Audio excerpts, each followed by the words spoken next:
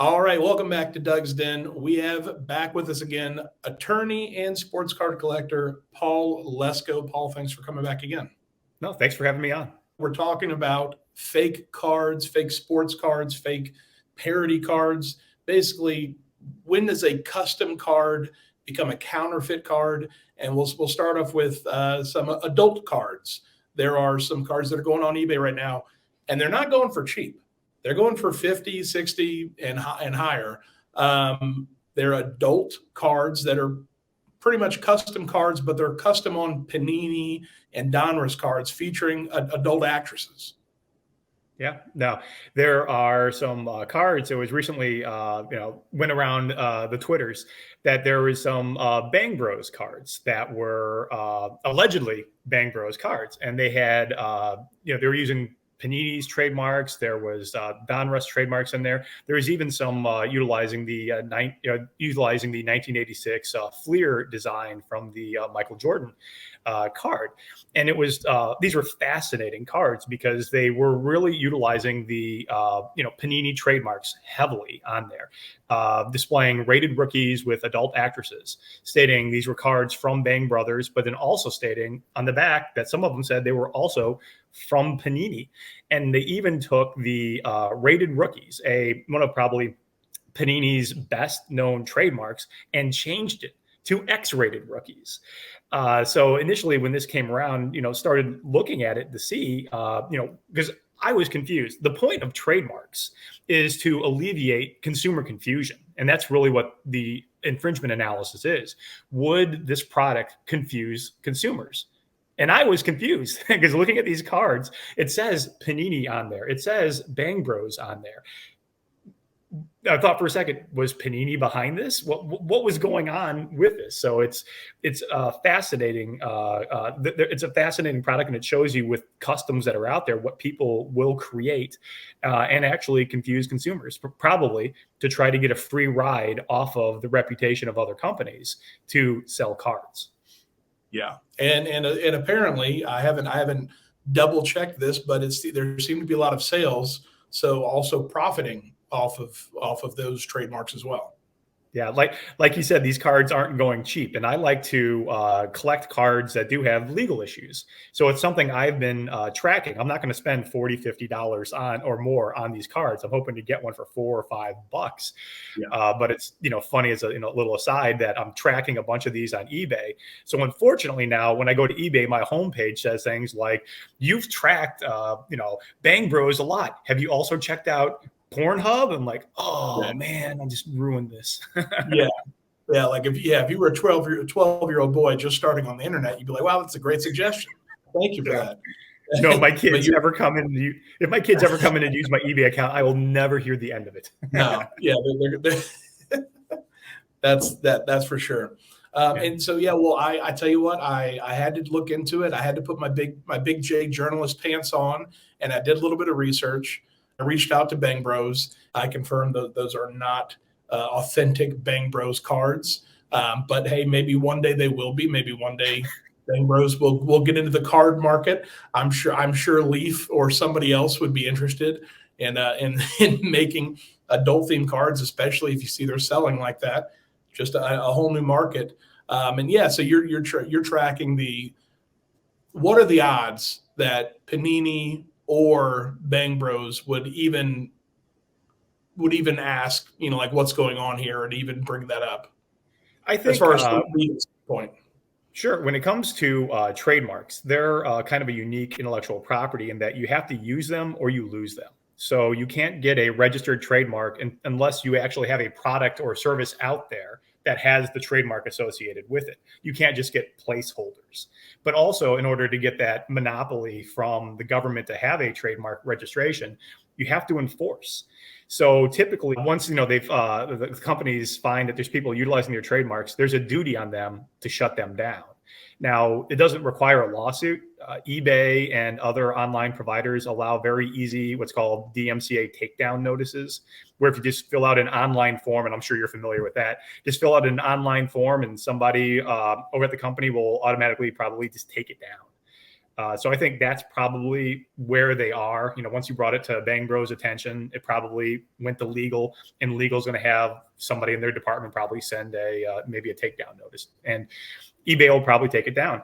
If it becomes a long-term problem, and it has for some companies. Panini, a while back, when Zion Williamson was new and all the rave, there were a number of Zion Williamson knockoff rated rookie cards, and Panini filed 3 or 4 different lawsuits to shut those down. So, so it's the evolution where go through eBay, try to do a takedown notice. If that doesn't work, then you have to escalate it to bringing lawsuits.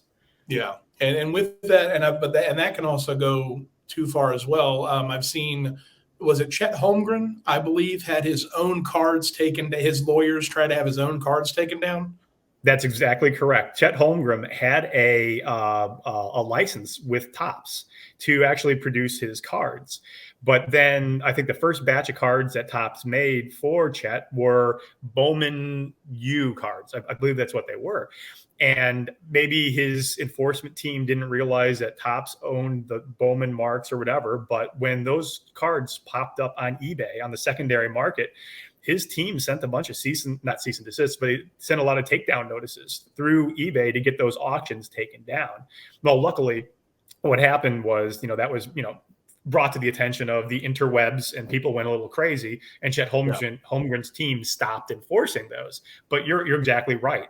And most times eBay and, these companies, they tend to side with the rights holders against the individuals. So there tends to be an over enforcement by this mechanism than anything else.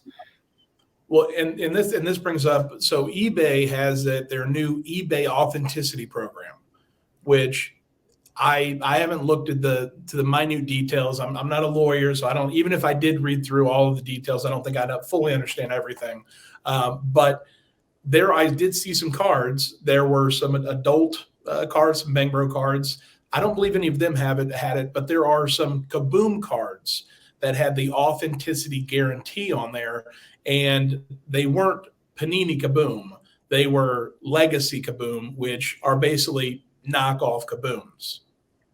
Yeah, and Legacy Kabooms, those are really interesting because they utilize. So Panini has a trademark registration on Kaboom. That's what they either have one or they're trying to get one right now. So it's an important trademark to Panini. It's an insert that people really find collectible. So it's got a lot of value to Panini. Legacy creates their own Kaboom cards utilizing almost the same exact font of Kaboom, the same exact style. They try to disassociate themselves by saying, not associated with Panini, or this is a legacy card rather than anything else. But that's still if I was general counsel at Panini, I'd be looking to shut those down because, again, those are cards that are, attempting to get a free ride off of Panini's intellectual property. So because of that, the value, those cards really probably don't have much value outside of saying Kaboom. If they said anything else, they probably wouldn't be as collectible or dupe as many people buying them thinking that they're actual Kaboom cards. So I would think in that instance, there's probably takedown notices going back and forth. We don't get to see that. That's behind the scenes at eBay. But that's another one where I wouldn't be shocked to see legal action at some point from Panini just to get rid of, to draw a line in the sand. Rated rookies is ours. That's what we did with Zion Williamson. Kaboom is ours. That's what they probably have to do with Legacy. Yeah, and it's crazy the amount of people that are claiming like, oh no, well it's not a counterfeit, it's a Legacy Kaboom. So it's just not Panini. It's like no, it's not even like you mentioned. It's not even we're saying this is just a Kaboom card. It's using the same style. It's using the same font. It's using the same graphics on it. It is a knockoff of Panini's Kaboom cards, which can go for a lot of money. And the Legacy Kaboom cards, it's sad, but there are people spending a lot of money, hundreds of dollars on these, and then that in turn becomes fodder for the people on Twitter. There's a guy on Twitter giving or raffling them off, doing a razz like, hey, $10 a spot. And if you pick if your score gets right, you win these cards that are just, printed off cards that they're not actually licensed or anything. However, if you look at the back, at Legacy Kaboom cards, they have the NFL logo or the NFLPA logo, and it's like you can't claim, oh, these are legacy cards. Like, okay, well, who is Legacy? What company is that? I see people selling legacy Kaboom cards, but I don't see anyone admitting to being Legacy. Yeah, no, and it's a big issue, and it's not just for Panini too. Like you said, with the NFLPA and the NFL logos on the back, that's infringement of their trademarks also. And it's kind of there's a weird IP line between trademark infringement and counterfeiting. Trademark infringement, I would put the legacy Kaboom cards as trademark infringement. When I think of counterfeiting, I think somebody put a 1986 Fleer Michael Jordan on the copier, hit copy, and release that exactly here. There's a little bit of these cards are a little bit different, even though they're heavily, I think, infringing on Panini's IP. But I would say this is more heavy trademark infringement than counterfeiting. But again, that's the legal view of the terminology. When it comes to how the mainstream uses the terminology, I think it's almost interchangeable terms. But where is the line from this is a custom card to this is trademark infringement? So it's a couple issues. So there's trademark infringement, but then actors or athletes or politicians have what's called the right of publicity, where if anybody's attempting to make money utilizing someone else's name, image, or likeness, kind of like what we're having with colleges right now, you might owe them money depending on how you're utilizing it. Trading cards are it's an interesting middle ground, because if you have a newspaper article and there's a famous event and you have a picture of a politician there, well, that's obviously fair use because it's an actual event. Nobody can own history. But when you get to trading cards, if you have pictures of players playing on the court live in game, while it's not as important of history, it's still history. So arguably, I mean, trading card companies don't necessarily like that. They try to control all the imagery that they have. So it's kind of a gray area depending on whether it's legal or whether the trading card companies will push to it.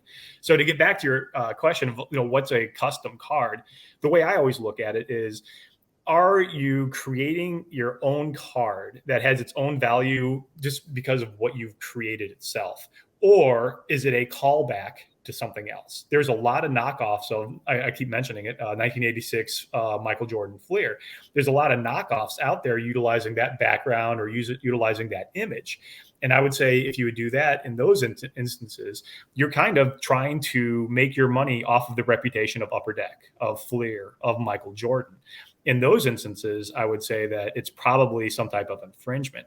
However, if you're creating a new type of card, one that's completely different from everything else, doesn't have any callbacks to anything else, I think in those cases, you're legaler.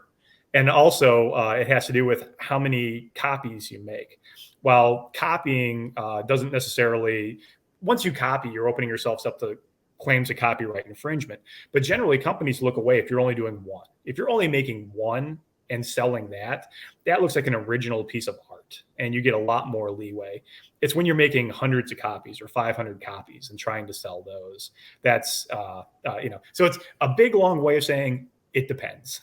But generally, if you're trying to get a free ride off of someone else's IP to earn money off of what somebody else did, you probably need a license, if not multiple licenses. Got it. And like you said, it depends, and we're not going to get an answer here, but so just I take this as a fair warning to anyone who's interested in cards and maybe not fully aware of everything out there. I remember when I first got into cards, there's so many manufacturers and sets and different tiers and everything. It was hard enough just to get a full grasp of everything that's actually licensed. To when you introduce unlicensed or counterfeit or trademark, whatever, it opens up a whole nother world. And so I appreciate you coming on and just to talk about that. And I don't see these things stopping. No, thanks for having me on. And I've actually made that mistake too. I bought cards that I thought were original cards created by a licensed manufacturer, and turns out, nope, it was counterfeit. It still happens to everybody, even if it's your job to look for stuff like this, even you can get duped. Yeah, it is funny. Once I take a step back to think like, oh no, my paper cardboard picture of an athlete, this one has real value because it's licensed. Yeah. Your cardboard picture doesn't have value. Mine does. Yeah, no, and that's we'll see a lot of that in the future with Fanatics owning all the licenses out there. So, their cards are worth more. Everybody else's cards are worth less, just because people demand, or they want logos, and that's a big thing with baseball cards. You need logos. There we go. Well, thank you very much, Paul. I appreciate it, and we'll have you back on soon again. Awesome. Thanks for having me on.